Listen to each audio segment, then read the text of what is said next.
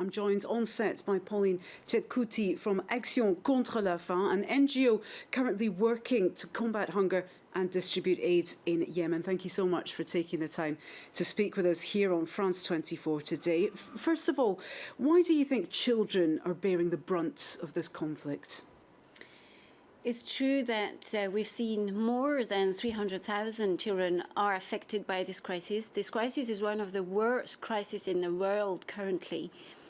They are specifically affected because they're children, because they have a higher need of energy intake as children. And with no access to food, with fuel shortage, with no access to market because the prices are too high, it's impossible for them to have their daily sufficient intake in terms of nutrition.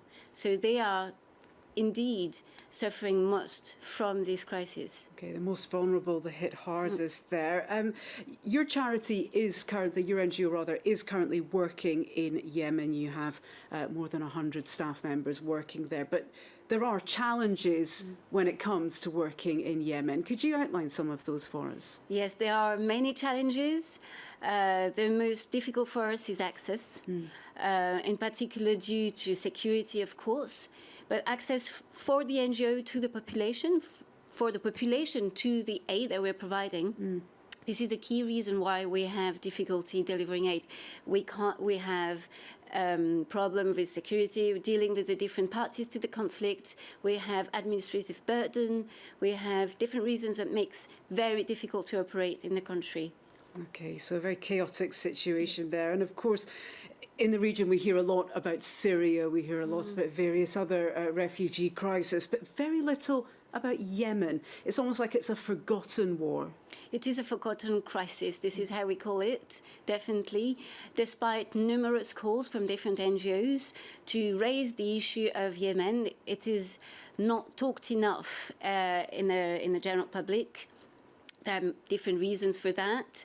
Of course, the fact that the Saudi-led coalition is also a partner of different P5 countries at the Security Council, the fact that we have less Yemeni refugees coming to Europe make it less of an issue in Europe. Unfortunately, it's one of the worst crises in the world. 80% of the population is in need of humanitarian aid. Journalists, just as you say, sometimes just cannot enter the country for security reasons.